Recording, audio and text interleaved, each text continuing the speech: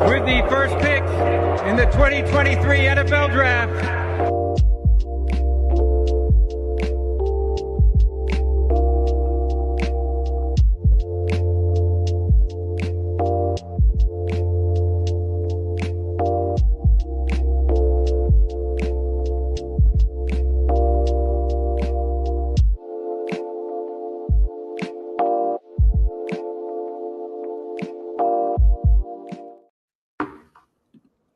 Welcome back to the Blitz and Kick podcast, where we bring you all things football all the time. I am your host, Brad, and I am joined by my host, Kyle. Buddy, this is our first mock draft of the season. I am excited. Let's go ahead and open up the draft. Now, guys, this isn't just a mock draft. We're hosting the draft tonight. So let me go ahead before we step on stage. Kyle, walk us through some important stuff here while I get us ready. Yeah, so we're in the midst of free agency. This is the first day of the tampering period. So, I feel like we're going to do a pretty good job of figuring out everybody's needs, figuring out where each player goes. As you know, the top of this draft is Abdul Carter, Travis Hunter, and then maybe a couple quarterbacks. I would say the quarterback class is not very good.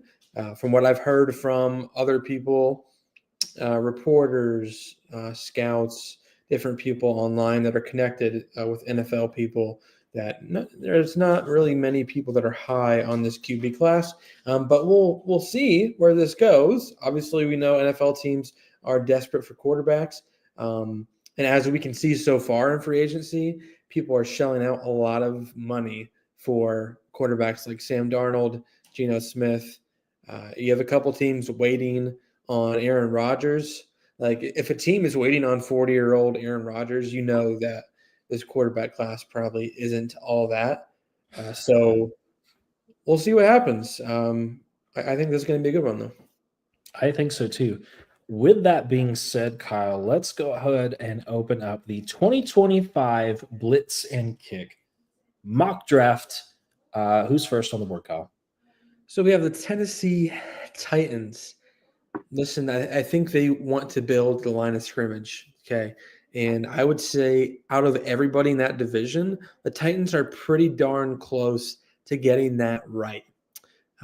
Skoronski, Latham, Cushenberry's there. They just signed Dan Moore, who I don't think is very good, but they gave him a hefty amount of money. And then defensive line, sure, they got rid of Harold Landry, but T'Vondre Sweat, Jeffrey Simmons, that's a really good duo. So I think Harold Landry being gone, there's a hole at pass rusher, and I think someone could fill it. I think so. So then the Tennessee Titans are on the clock.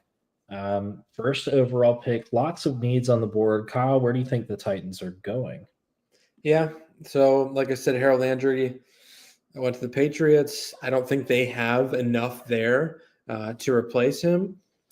So pairing up someone with Jeffrey Simmons, T'Vondre Sweat, getting both lines of scrimmage set. And like I said, I don't think quarterback is where they're going to go. I think they're going to give Will Levis another chance. So I would say the pick is in. Okay, the pick is in.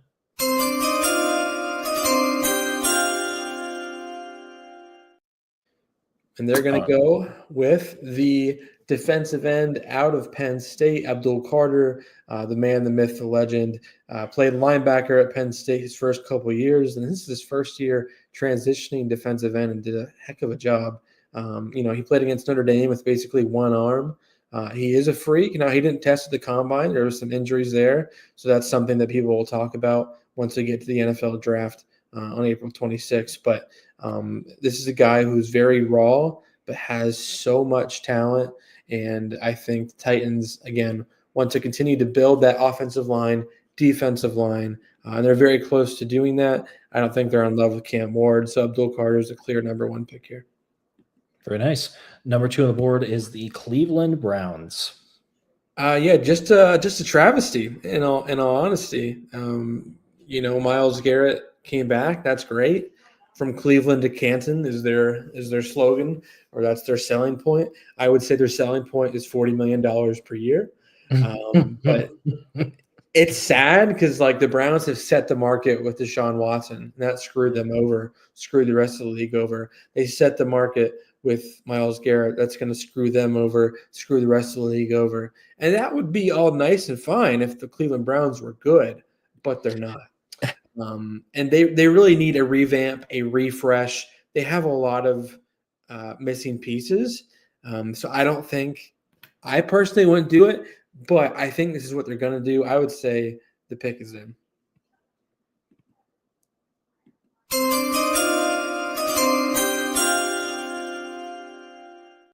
The Browns are going to go with quarterback Cam Ward out of Miami. Nice. I love what I've seen from Cam Ward. There are detractors, right? Just with any prospect, any quarterback, there are people who are not high on him.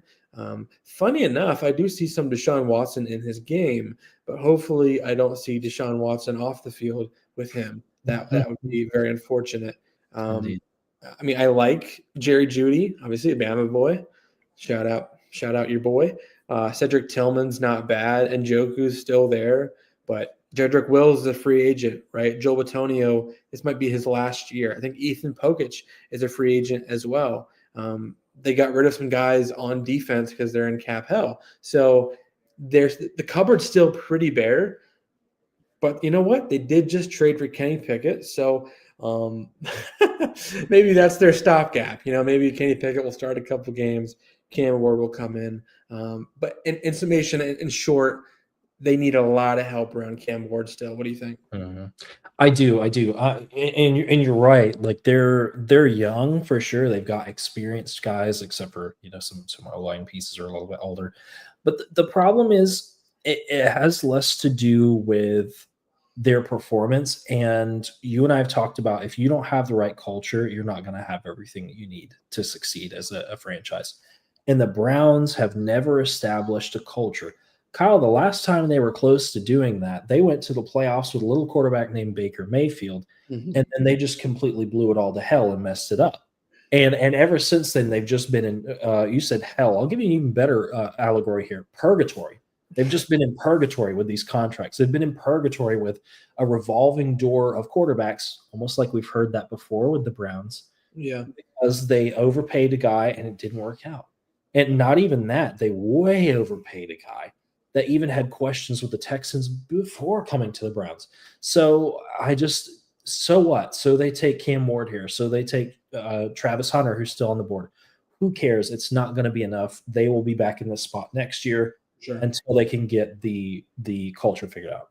Yeah. And the funny thing, too, is I was thinking about this the other day because that's what I do, randomly think about sports like an idiot. But what I was thinking about is by the time that Cam Ward gets good, if that's who they end up drafting, Myles Garrett's career will be over. Yeah. His the peak of what he is will be over. I thought about that too. I'm wondering if they're paying that because they know that they're going to struggle for a couple more years and they want to have at least one good thing to put butts in seats, and that's Myles Garrett. Yeah, I would. That's a good guess. We don't care about winning, but we care about putting butts in seats. Poor Browns. Money. Yep. Let's move on to the New York Giants. They are on the clock. Another travesty of a team. The only quarterback they have on the roster is Tommy DeVito, I believe. Not great. We like Malik Neighbors, right? Tyrone Tracy had some nice things. Yeah. But I would say the cupboard's still pretty bare on offense. Offensive line, still an issue. Receivers, still an issue. They paid Darius Slayton 3 years, $36 million, but couldn't pay that for Saquon Barkley last year. Give me a break. Defense, we like Sexy Dexy. Obviously, Brian Burns there. They got some other guys, but again, another team that has a lot of needs. And I would say they have a need at receiver and corner. Now, if they don't get a quarterback in the draft here, I think one guy could make sense. So I would say the pick is in. Mm-hmm.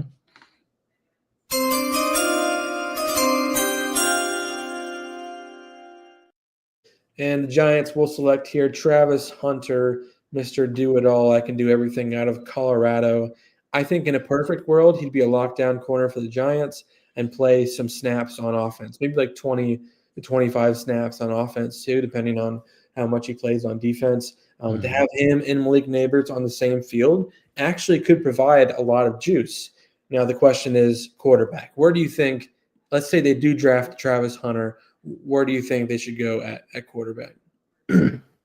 So, unfortunately, you and I have talked about the top 3 premier quarterbacks will probably be gone either by this pick or shortly after, which I would say those top 3 premier quarterbacks would be Cam Ward, Jackson Dart, and Tyler Show. Just kidding. Tyler Show's not going that soon. But I don't even want to put Shedeur there. Like, the more that I hear about Shedeur, the more that I'm like, you're your dad and the cockiness level of your dad without the talent to back it up so far. Like, where's the results, buddy? Like, you had Travis Hunter with you.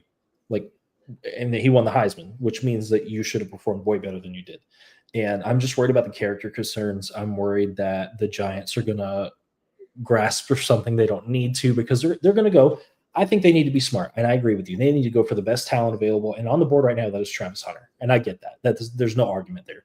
But what they'll do at quarterback, day 2, what do? Do you pull the trigger on Quinn Ewers at the end of the back round, trade back? If Dart's there, that could be an option. If Dart's there. Well, and this is the problem. Something that we've always done in our mocks is we've been realistic. And then NFL teams will go out there at pick 11, looking at you Broncos, and go and select Bo Nix. And then we go, whoa, we had like a day 2, day 3 grade on Bo Nix. Like, what are you guys doing? So Dart may not even be there on day 2 if they don't play their cards right. Somebody could trade up to the back half of the first and take it. Like, they need to be aggressive if they're going to turn and right the ship. And no matter what they do here at pick 3, if they whiff on quarterback early, like if Cam Ward's gone, what do you do? Like, you're out of options, and you look to free agency, which is most of the time just a Band-Aid to your problem. Yeah. Russell Wilson comes to mind, would be oof. Yeah. So they're in trouble for sure, especially if Cam Ward goes earlier. And I think that's why we've heard rumors of them wanting to trade up to get Cam Ward. So they really, before this draft, they need to figure out a plan B at quarterback. But let's move on to the New England Patriots here. Patriots, we love Drake May. We love what we've seen out of him so far. Defense, they just got Milton Williams, a nice duo with Christian Barmore there. They signed Harold Landry. Mike Vrabel's there. That's a better situation than what they were in. They signed Morgan Moses, but their offensive line's a mess. Running back, they don't have one. Receivers, still a mess. So that's kind of where I would look, is offensive line, a receiver, running back. I don't think Genty would make sense here. So I have someone in mind that they could add to their offense. So I would say the pick is in. Sure.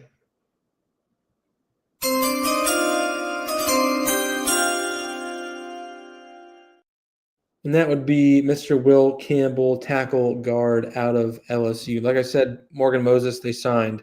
Other than that, they have Mike Onwenu, who's at guard. And I don't see much else to write home about. They need playmakers for sure, but they need someone to protect Drake May.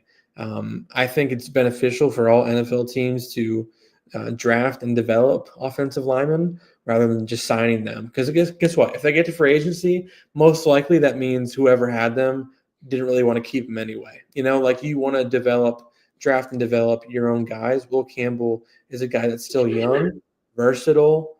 He's a big boy. He could play tackle. He could play guard. And for the Patriots right now, their best option is just to get the 5 best linemen on the field to protect Drake May. What do you think? Right. I think the only argument a lot of people are having in regards to this is Will Campbell's a great player, but what are you going to do with his arm length? A lot of people are concerned about that. Mm-hmm. A lot of people don't like shorter arm lengths on tackles. That usually is reserved, and they put him inside on the guard position. Mm-hmm. So, you're going to take a flyer on a guy, which I will say his production, though. He's even said it. He said, that's cool. Look at my production, though. Look at who I've played against at LSU. Look at the defensive linemen I've had to play against, the edge rushers, and look at how I've performed. So I think this is a home run either way. I just want to see them be careful with his development, because I'm afraid with this pick, it's a desperation pick, and they're going to throw him to the fire. And you and I both know that when you throw a rookie to the fire, you really are just kind of heaving a 50-50 ball at that point. Like, you don't know how they're going to respond. Jaden Daniels is a great example of that. Wonderfully talented player, great quarterback. I don't think anyone expected him to have the success he did as a rookie. So it's that the leaning between being careful and the leaning between this is what we need to succeed. Either way, this would be a great – if they could even get a left tackle out of him, then you have a potential bookend left tackle if he pans out. And then Drake suddenly doesn't have to worry about his blind side ever again. Yeah. So, I would start him at tackle and see how he does. Like, there's no hindrance to in training camp, just, putting them everywhere, right? And exactly what we've talked about before, positional value is so important. And if you can get a solid tackle, like we said a couple of years ago over when we were debating Jamar Chase or Penei Sewell for the Bengals, when you get a bookend tackle that's going to be your tackle forever, you automatically win. I don't care who your receiver – well, I do care who your receiver is. But the point being, like, if he can stay upright, he can get it somewhere. Right. And you don't have to – when you figure that out, right, and again, if you sign him early, right, let's say he develops, you sign him early, and you don't have to worry about that position for the next, 13 years, barring injuries. Wide receiver, those guys could be cooked after 5 years. Do you know what I mean? Like, it's definitely entirely possible. And we see that, obviously teams like the Bengals aren't always willing to pony up on receivers, especially if they found a gold mine in T. Higgins. You know what I mean? It's much harder to find linemen. When you get a good one, you keep them. So that would be, I think, even more beneficial for the Patriots. Because, look at this. We've seen DK Metcalf get traded. George Pickens could be on his way out. There's a plethora of receivers that if you really want one, you can go ahead and get one. It's much harder to trade for linemen. So I agree. I'll leave it at that. Let's go with the Jaguars next. Jaguars, they've made a number of moves so far that I think are horrible. Diami Brown, he's a slot guy. They already have Parker Washington. That's interesting. Patrick McCarry was horrible for your Ravens. Just awful. They can have him. I think I saw one Ravens fan say, we got rid of 30% of our offensive penalties by putting him on the Jaguars. Not great. Jordan Lewis as their nickel. He's 29. I guess that's okay. They signed Eric Murray at safety, who's 30 years old. I don't really know what they're doing. I'm not loving it. However, it's clear offensive line and defensive line is somewhere they should go. So I'm going to say the pick is in.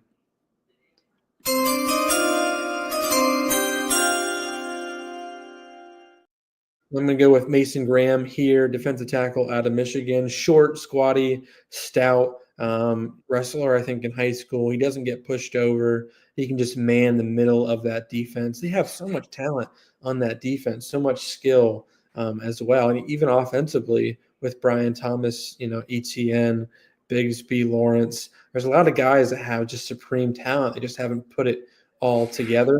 And really, they just need to win at the line of scrimmage, right? They need to get there. And they haven't been able to do that, I think, ever in their entirety of their franchise. That'll be the only comment I make about the Jaguars is they have way too much talent to perform the way they do every year. But it's true.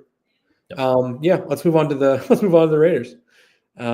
Tom Brady's team, traded for Geno Smith. We got Pete Carroll there. I don't mind it. I've always said on this podcast, it's better to go from, horrible to average. It's much harder to go from horrible to great. They re-signed Malcolm Coots at defensive end, gave Max Crosby a massive contract, signed Jeremy Chin as well. I like what they have along the offensive line, but I would say running back and receiver is something that they're sorely missing. So we'll see if they address it here in this draft. So I'm going to say the pick is in.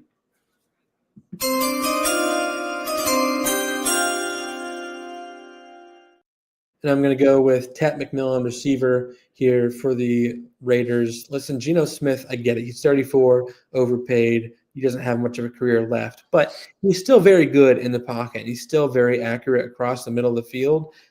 Brock Bowers and Tet McMillan, I think middle of the guy kind of, middle of the field kind of guys, slants, crossing routes, Diggs, whatever. I think Geno Smith is very accurate in the middle of the field. And then McMillan provides, a lot of speed as well. So I think both those guys are, would work very, very well with Geno. And just the more and more I think about it, I think the Chiefs are going to have a rough go of it in their division. Raiders are getting better. Broncos are getting better. Chargers are getting better. It's definitely not a cupcake division anymore. No, and we absolutely watched the Chiefs get steamrolled in the Super Bowl, which I don't think I've ever seen them lose besides some garbage time touchdowns. I don't think I've ever seen them lose that bad ever in Patrick Mahomes' career. That was rough for them. But it showed the rest of the NFL, you can beat them. You can beat them soundly, and here's how you do it. So you're right. I think the Raiders are a few pieces away from being competitive in that division. Let's move on to the New York Jets here.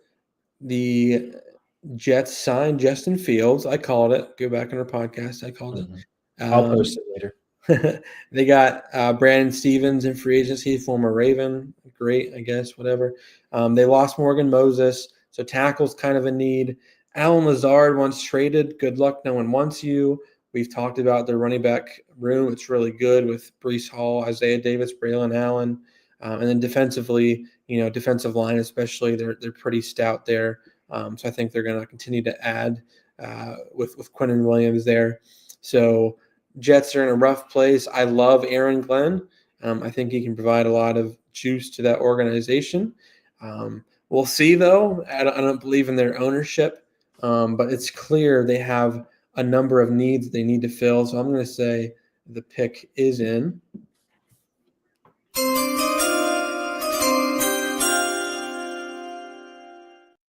The Jets are going to go with Armand Membu, tackle out of Mizzou, one of the craziest athletic linemen in this draft.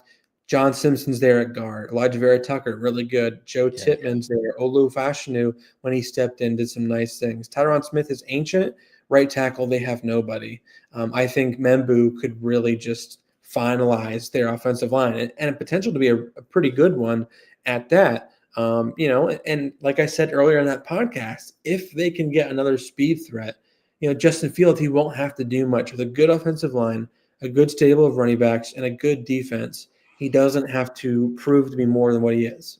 Just, compete your butt off, do the best that you can, don't make mistakes. And if you have a good offensive line, an athletic offensive line, a line that can move around, get Justin Fields in space with running the ball too, I think, the Jets have a good chance of being watchable this year. I'm not going to say they're going to be good, but they're going to be great, but they're going to be at least like watchable and more fun, a little more life than what they had. Sure. And I think to your point, all the Jets really have to do is follow the Eagles' plan to success. Mm-hmm. Notice that Hurts doesn't always have to be the focal point of the offense. Right. They have other things that they can divert to if something gets stopped. Fields just has to provide that same level of occasional accuracy. He can have some cold games, they can still win. It doesn't matter. He just needs to be as consistent as possible every time he touches the field. And that's all the Jets need right now. Yeah, I would agree. Let's move on to the Carolina Panthers. Panthers signed Trevon Moehrig, safety, to a big deal. J.C. Horn, they re-signed him to a big deal. Re-signed Michael Jackson, who we talked about in our free agency preview a little bit. They re-signed him. Yeah, not that one. I did listen to Michael Jackson today, actually. So interesting that we say that. They signed Deshaun Wharton, the elite, maybe not elite, but he had a really good year with the Chiefs. Had like 8.5 sacks, I believe, to pair up with Derek Brown there. So it really seems like they have a plan this offseason about what they want to do, where they want to go. So I would say the pick is in.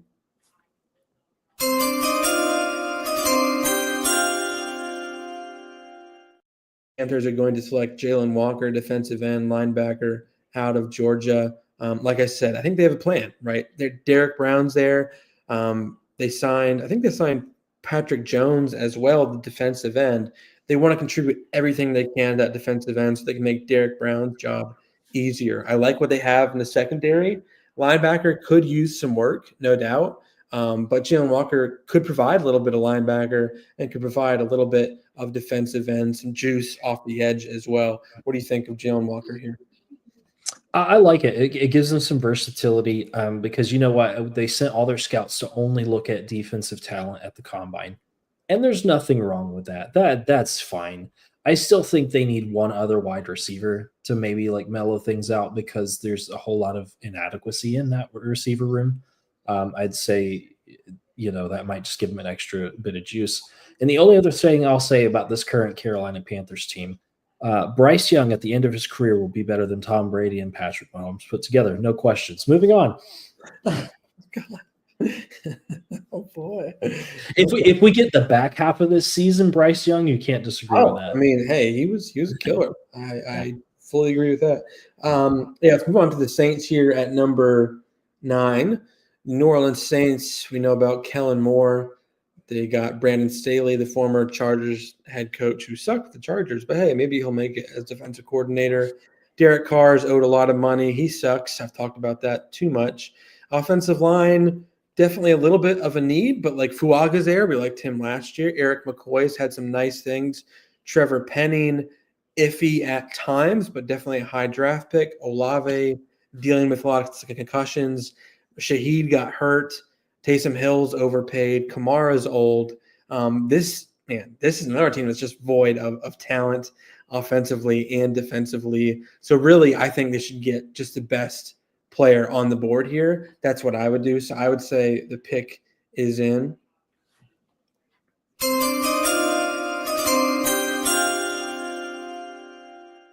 And the Saints are going to select Tyler Warren, tight end out of Penn State. Listen, Tyler Warren was the whole offense for the Penn State Nittany Lions, okay? And the Saints don't have a guy they can rely on. They need an identity. And Kellen Moore used Dallas Goedert really well. He's used tight ends well in his time as a coordinator. He can do a lot of things. He can impact the run game, but also impact the passing game as well. Heck, he could take snaps at quarterback. There's your Taysom Hill replacement. Way to go. But truly, they do need talent pretty much everywhere. So I think if I were the Saints, I would just get the best player on the board. And I think right now that's Tyler Warren with our draft so far. Agreed. And you had even said that, you want your offense to be explosive. And I think every time that I've watched a Saints game over the last year or 2 years, it's not that. Yeah. It's flat. There's no one fearful on that team. Exactly. And I had this whole argument with somebody earlier today as they were like, why would we take a tight end in the first round? I said, because you're not just taking a tight end when you take Tyler Warren. You're taking a fullback. You're taking a tight end. You're taking a wide receiver. You're taking a running back. You're taking a wildcat quarterback. Shoot, he might even be able to throw better than Derek Carr. Who knows? Or get him out there and find out. He is such a Swiss Army knife. He is sorry, kids, this isn't PG. He is an offensive coordinator's wet dream. Really, so serious. Yeah. Like if I had somebody that I could stick anywhere on the field and the defense has to figure out where he is and cover him honestly, right. I've won the game of football. I don't care who my quarterback is. Yeah. Agreed. So. It's a good argument. Bears up at 10.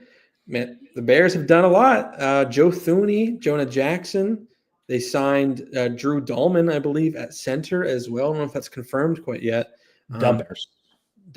Darnell Wright at right tackle, still there. Receivers, pretty good. Running backs, I would say a need. We know Ben Johnson likes his running backs. Defense, They went out and got Grady Jarrett. They got Dayo Odeyingbo as well. Say that 10 times fast to some really big deals. So they're going all in free agency. Listen, I'm not sure if it's all going to work out, but I think Ben Johnson has a plan. This would be a great pick. So I'm going to say the pick is in the Chicago Bears.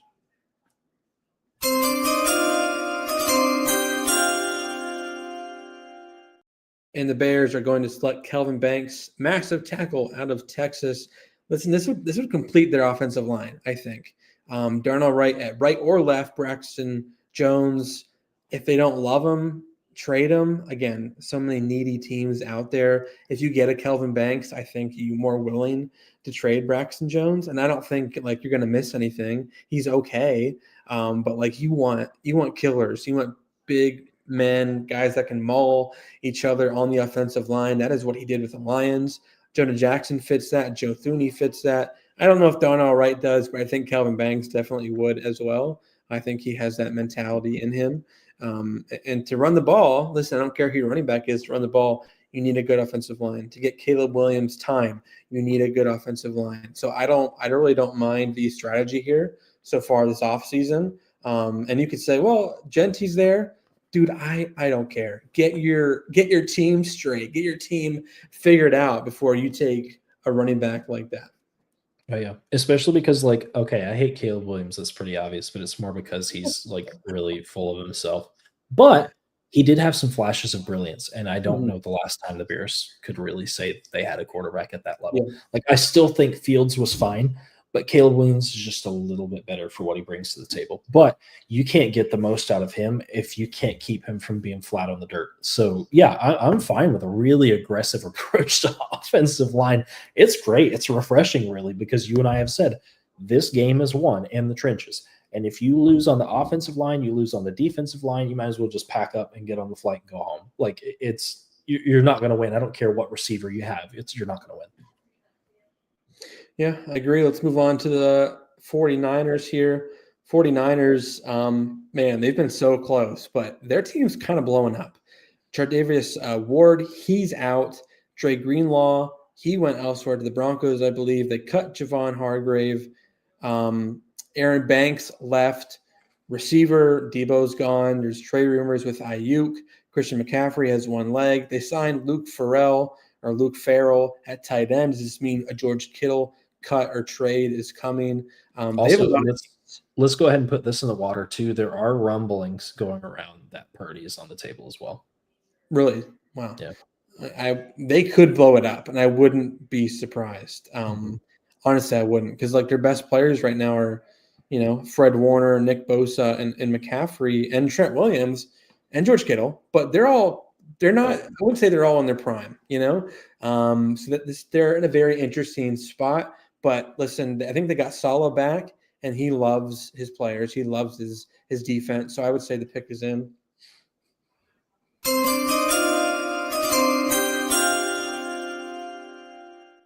Easiest way to rebuild that defensive line is get players that fit that. Shamar Stewart, defensive end here, to pair up with Nick Bosa. Don't sign Nick Bosa's brother. Don't sign Joey. He's always hurt. Get a freak on the opposite side of Nick Bosa. Start rebuilding that defensive line. Because when you have guys that can eat on that D-line, that just makes Fred Warner all the better. And I don't know if there's really any lineman worth taking here after Membu and Will Campbell are gone. So I'm going to go with the best defensive lineman available, and that's Shamar Stewart. I like it. The only comment I will make, look out for the next couple of weeks because I think Kyle and I both smell the blood in the water with the Niners that they are going to blow it up. Look for them to offload some guys to go to pick number 1. I've read this from a couple verifiable sources. I mean, it's not confirmed. It's rumors, obviously, but from sources I trust that they are looking to ship Purdy. They're looking to go to 1. They're looking to trade Purdy to the Titans if the Titans will take it, and then they want to go start back over with an Abdul Carter, a Travis Hunter, a Cam Ward. They want a big guy because right now, you're right, they're on the back half of their Super Bowl window, and Christian McCaffrey is only going to play at a high level for so much longer. Yep. And I could keep going, but I'm not going to for time's sake. But their window is about this far open. It's a crack in the window, not the window is open. So I agree. I think blow it up, start building for the future, plan for 3-4 years in advance. But if you don't think you're going to go out there and win it next year, it might just be time to let some of these dudes go. Agreed. Let's move on to the Dallas Cowboys here. Cowboys, we're going all in, and so far has signed Javonte Williams. That's about it. Way to go. They lost Jordan Lewis. Hey, Kyle, don't be mean. This is their year. That's true. Credit where credit is due. They re-signed Osa Odigizua there. Still haven't paid Micah Parsons. Way to go. Receiver, they're pretty void other than CeeDee Lamb. Offensive line, they lost Zach Martin to retirement. Terrence Steele's pretty bad at right tackle, so I would look at the right side of their offensive line as well. But I have a pretty big suspicion here that they're going to go with some flash. So I would say the pick is in.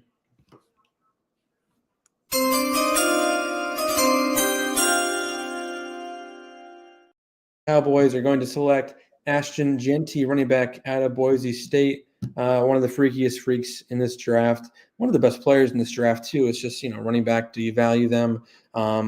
Cowboys, I think, still have a lot of needs at linebacker, too. Interior defensive line, they're pretty bad stopping the run.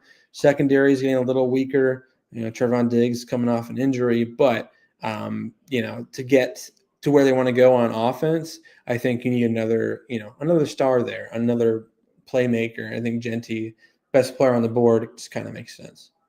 Yeah, absolutely. I saw some really snarky comments from Cowboys fans that are wanting this to take place, where what I was reading was they said, if you could draft Derrick Henry in this draft, would you? And I was like, whoa, pump the brakes a little bit there. Like, yeah, I get it. He's a bowling ball. He bounces off tackles. He's great, but I don't think I'd compare Derrick Henry's tape to Ashton Jeanty's tape here. I don't think that's the comp that we're looking for, because Derrick Henry's kind of a unicorn, and I don't think Jeanty's bad. I just don't. I want to see what happens when he gets to the next level, if that makes sense. Yeah, it'll be interesting to see how that kind of works out.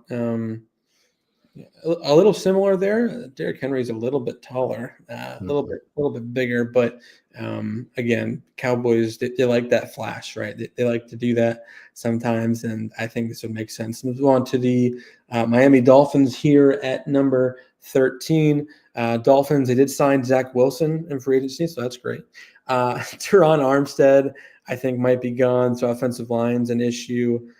Javon Holland's a free agent. They haven't re-signed him. Their other safeties, Jordan Poyer. Ramsey's getting older. Their other corner is Storm Duck. Yes, that's his real name, Storm Duck. Former Penn State legend for a month, turned Louisville Cardinal. So I think they have a lot of needs on their secondary. I like what they have at defensive line. Steeler's been really good. Jalen Phillips, if he can get healthy. Bradley Chubb, if he can get healthy. Chop Robinson's there as well. Jordan Brooks, not a bad linebacker, but secondary is something they desperately need. So I'm going to say the pick is in. Yeah, I'm gonna interrupt us for 1 second for Jerry's comment. We was talking about the Cowboys. He said Sanders. We'll talk about Shazier Sanders here in a minute. We'll get there, I promise. Let me let's get through this pick.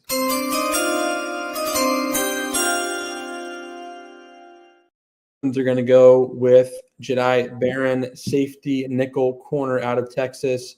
And this is a guy who can do it all. We haven't learned from the Cooper DeJean, Brian Branch, Kyle Hamilton stuff. Like, these dudes can ball, and nickel is so important. It's become a starting position in the NFL. It's not like a backup anymore. Like, you barely play base anymore. You play lots of nickel. Barron can do everything that you want him to do, and he's athletic. He's a smart guy. He's a leader. And I think that defense desperately needs that, especially that secondary needs it. Another team with a lot of needs, and not a team that I believe in, but I think he can right a lot of wrongs in that secondary. Yeah, I've got nothing else. They're meh. Let's go to the Indianapolis Colts next. Shane Steichen's still there. Anthony Richardson, I don't know if he's going to be the quarterback. I really don't. I've heard rumors out there that he might not be back. Will Fries, I think, is a free agent at center. Ryan Kelly just went to the Vikings, so there might be a need there at interior offensive line. They lost Deo Adebingbo, whatever his name is. But they did sign Travarius Ward at corner and Cameron Bynum at safety. But listen, again, a team that has a lot of needs on defense. So I'm going to say the pick is in.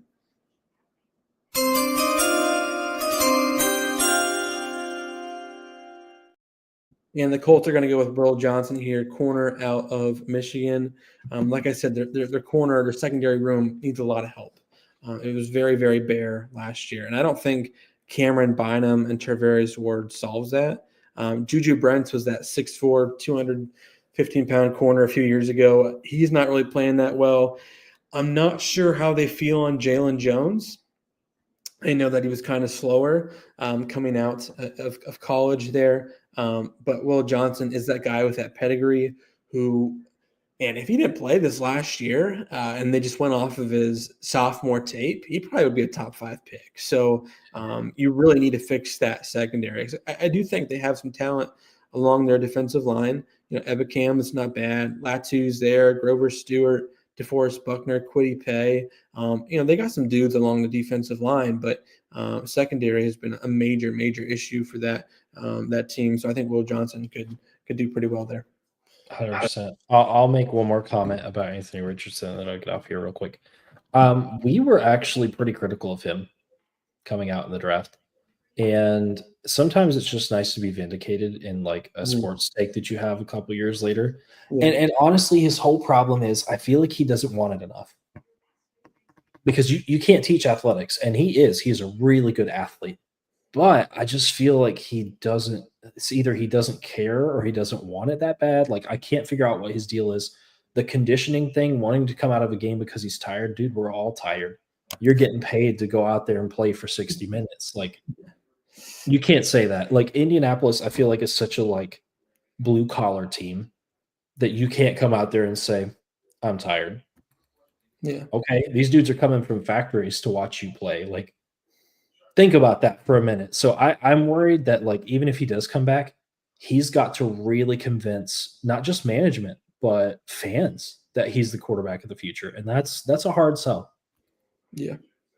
Yeah, it'll be interesting to see what they do. I think Shane Steichen at the Combine said they want to bring in some competition there at quarterback. So we'll have to look out for that as well. Let's move on. Show. Yeah, Tyler, get him in there. Falcons here at 15. Falcons, they have some hope for sure. One of our buddies on this pod, Jay, is a Falcons fan. Keeps us updated on everything. Shout out Jay. But they're a team that it has some hope, has some juice there in that building. But what they haven't gotten right is that defensive line. They've been searching for pass rushers forever. It's hard for them to find. So I'm going to say the pick is in for the Falcons.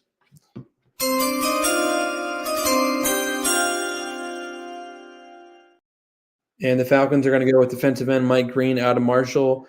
Just tore it up at the Senior Bowl. Super productive out of Marshall, like 6'3", 260.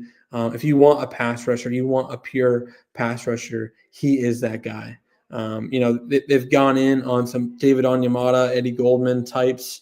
They got rid of Grady Jarrett. He went to the Bears, like I said. So defensive line's getting a little bit weaker there. I like what they have at linebacker. I like Troy Anderson. I like Caden Ellis. And then secondary, we know the trio of Jesse Bates, Justin Simmons, and A.J. Terrell. That's pretty darn good. But defensive line is something they need to continue to find, invest in. I think Mike Green would be a very good start to doing that. No. I like Mike Green. So, yeah.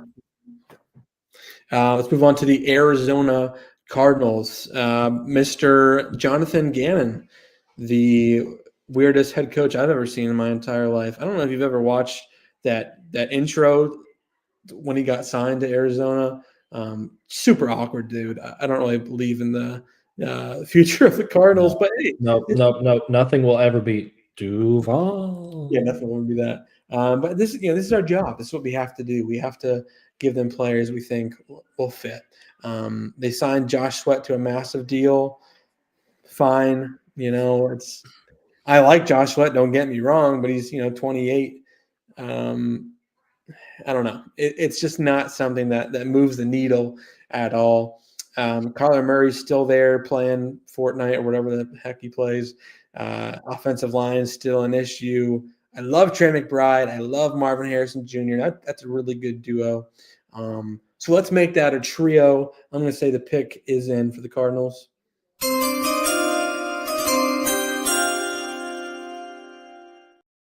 And the Cardinals are going to select Matthew Golden, receiver out of Texas. Provide speed, which they love. They want some speed for Kyler Murray. He's a pretty good deep ball. But also we've seen the ability of him to run really good routes, catch the ball, track the ball well.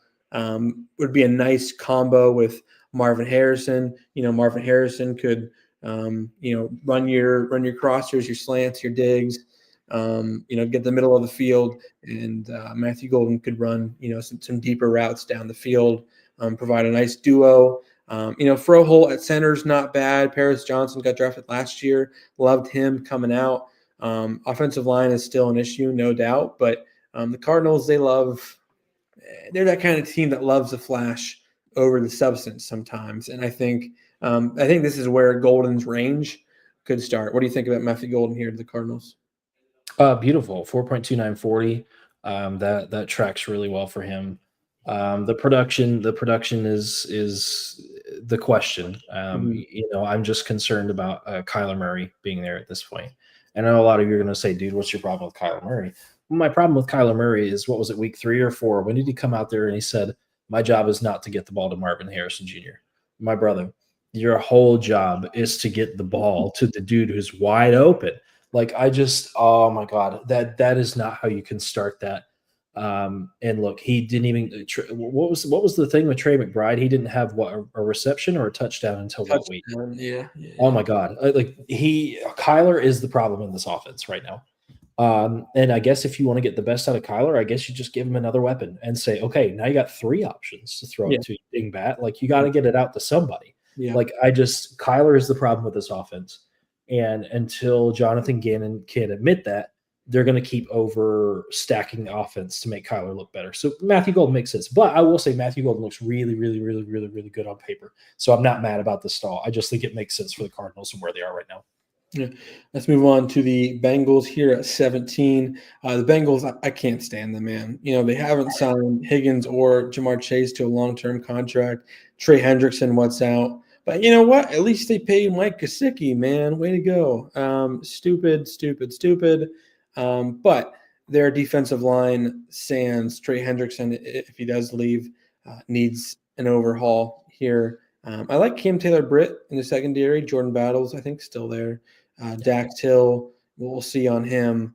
But their defensive line and offensive line, just both bad, right? And this just brings us back to years ago when we debated the whole Jamar Chase, Penei Sewell thing. But we're still right, but yeah, I would say we're still right. So we're going to try to rectify that here. I'm going to say the pick is in.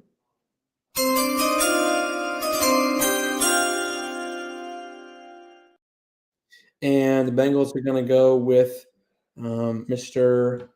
Walter Nolan here at 17, defensive tackle here at Ole Miss. This is a guy who is supremely athletic. That Ole Miss team had a ton of talent along the defensive line. Jared Ivey, Princely Uman-Mielen, and then Walter Nolan. I think this is where also his range starts, but you need a freak on the middle of that defense, and I think the Bengals really could use some great pass rush there. Agreed. That's been something we've talked about for a long time. Makes sense.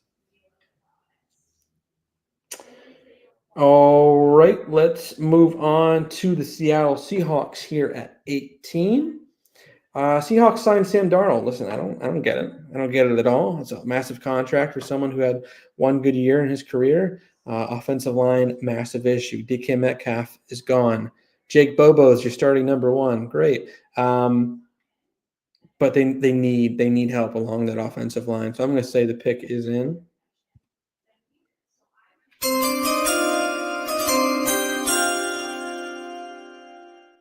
Seahawks are going to select Josh Simmons, tackle out of Ohio State. Had some injuries there from Ohio State, but I think this could rectify a lot of wrong with that offensive line. Okay, we need to take a short break. We'll be back with you in 10 minutes to wrap out the back half of the draft and quickly.